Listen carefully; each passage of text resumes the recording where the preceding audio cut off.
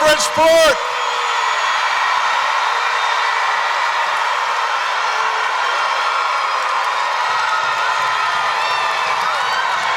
Hello, Bridgeport.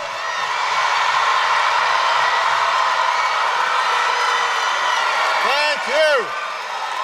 Thank you. Thank you so much. Thank you. Thank you.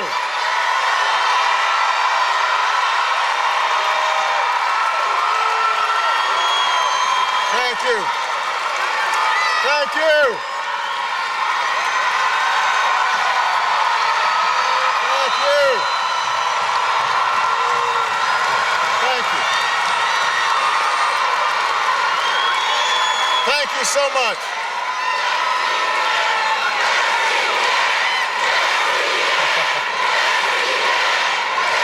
Thank you. Thank you. Thank you so much. Thank you, everybody. Well, I don't know about you, but this is getting me kind of fired up.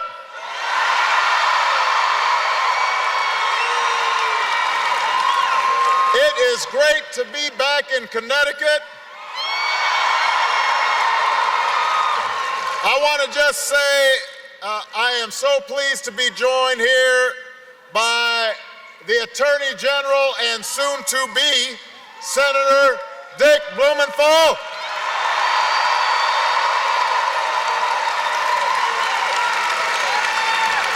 Former Mayor of Stanford and soon-to-be Governor Dan Malloy. Congresswoman Rosa DeLauro. Congressman Jim Himes. And Mayor of Bridgeport Bill Finch. And all of you.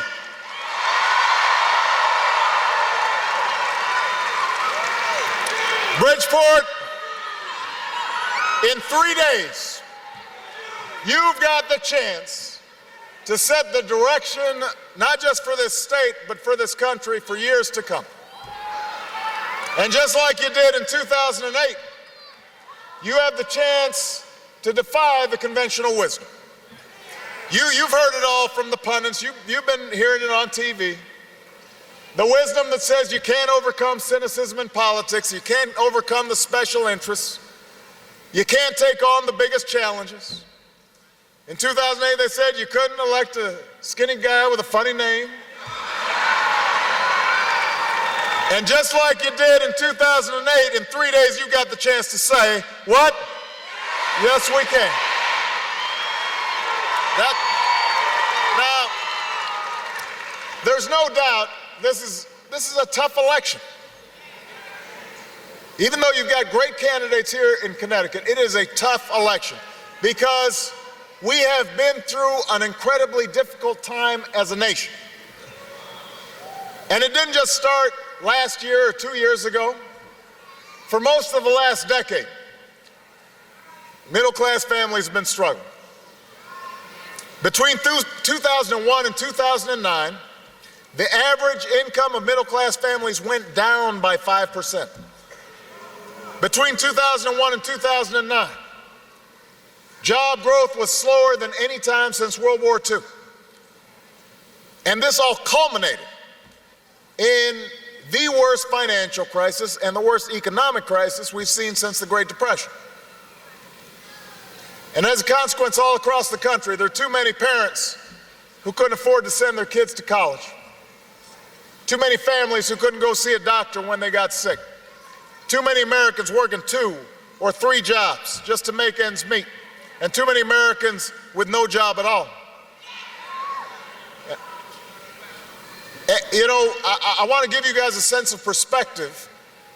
In the 6 months before I took the oath of office, we had lost 4 million jobs. We lost 750,000 jobs the month I was sworn in, 600,000 the month after that, another 600,000 the month after that. We lost almost 8 million jobs before we had even put our economic program in place. Now, my hope was that we'd have both parties putting politics aside during this crisis, to meet this once-in-a-generation challenge. Because although we are proud to be Democrats, we are prouder to be Americans, and we believe that we could bring people together.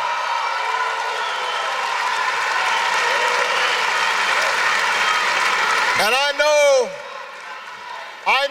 there are plenty of Republicans who feel the same way, but Republican leaders in Washington, they made a different decision. They realized, boy, we really made a big mess of this economy. Excuse me, everybody. Let me just say this. Excuse me, young people.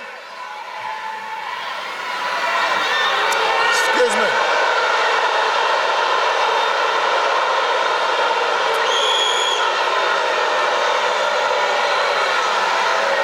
Let me just say this. These folks you've been appearing at every rally we've been doing, and we're funding global AIDS, and the other side is not. So I don't know why you think this is a useful strategy to take.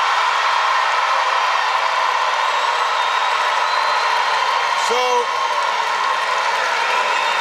what we would suggest, I think it would make a lot more sense for you guys to go to the folks who aren't interested in funding global AIDS and chant at that rally. Because we're trying to focus on figuring out how to finance the things that you want financed. All right? You guys, same thing. Now, it is going to take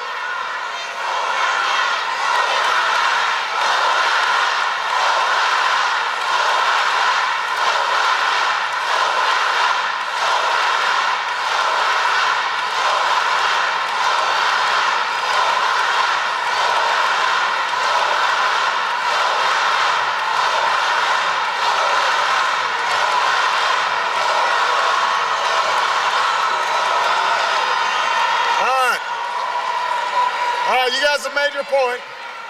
You guys have made your point. Let's go. Now look, let me just understand. Everybody, we're all right. Come on, guys.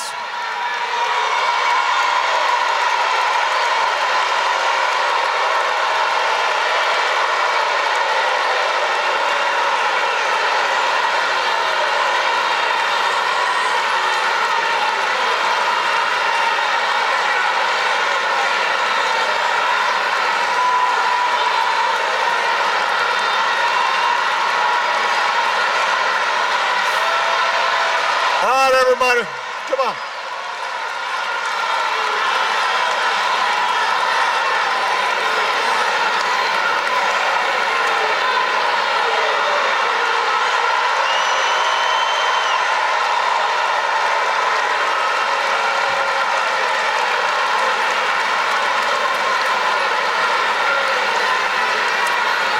All right, everybody. Hey, listen up, listen up. Listen up, listen up.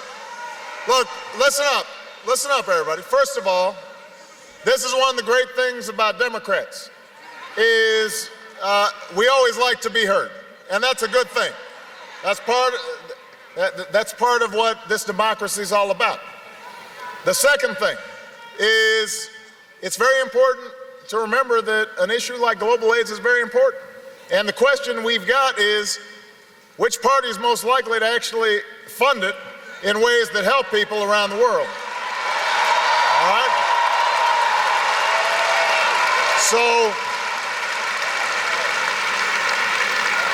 But we're not going to be able to do anything unless we get the economy fixed, unless we can put people back to work, unless folks feel more confident about the future. It's going to be hard to move forward on all these initiatives. And our hope was, when we came in the midst of crisis, that we could get all parties to come together to focus on these challenges.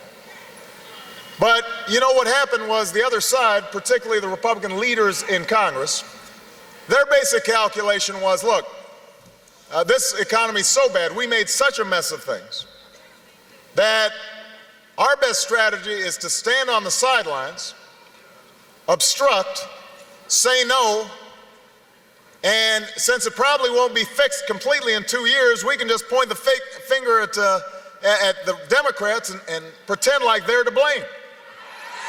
Now, that was the strategy. In other words, they were counting on amnesia as a political strategy. That was their strategy. We had a different strategy. Our strategy was, let's fix the problem. And as a consequence of the steps we've taken, an economy that was shrinking is now growing again.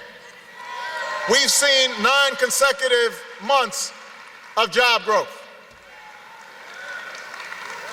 But here's the thing, folks, we've got to remind ourselves that our job is not yet done.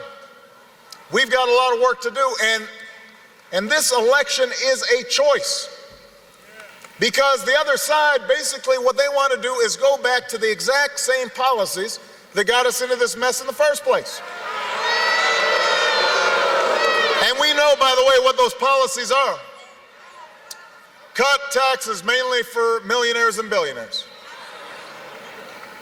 Cut regulations that curb special interests. And then cut middle-class families loose to fend for themselves. So if you're out of a job, tough luck, you're on your own, according to this philosophy. If you don't have health care, too bad, you're on your own. If you're a young person who can't afford college, pull yourself up by your own bootstraps, you're on your own.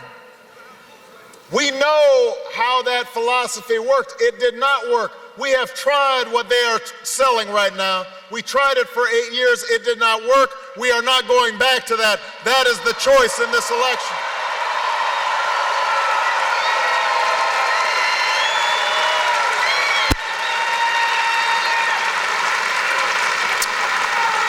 You know, imagine that the economy is a car and the Republicans drove it into a ditch.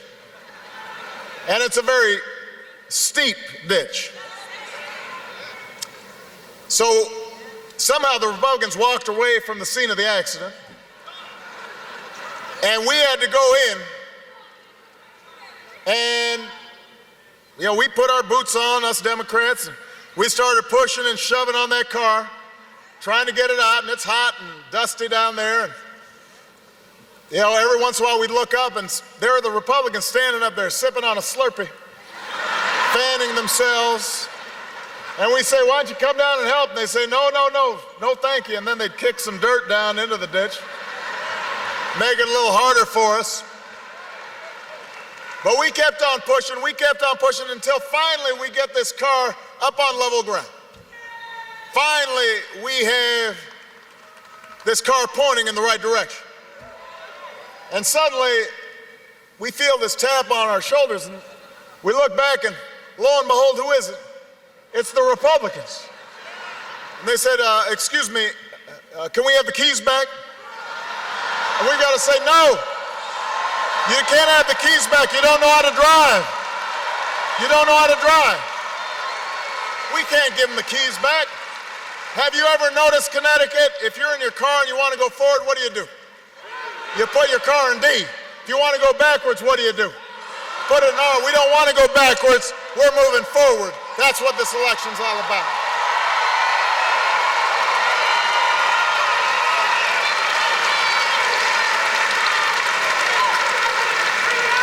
Now, let me tell you, we have taken a lot of steps to move forward, but we've still got a long way to go. There are a lot of people hurting out there. There are folks who are just barely hanging on by a thread. Too many folks losing their homes. Too many folks out of work.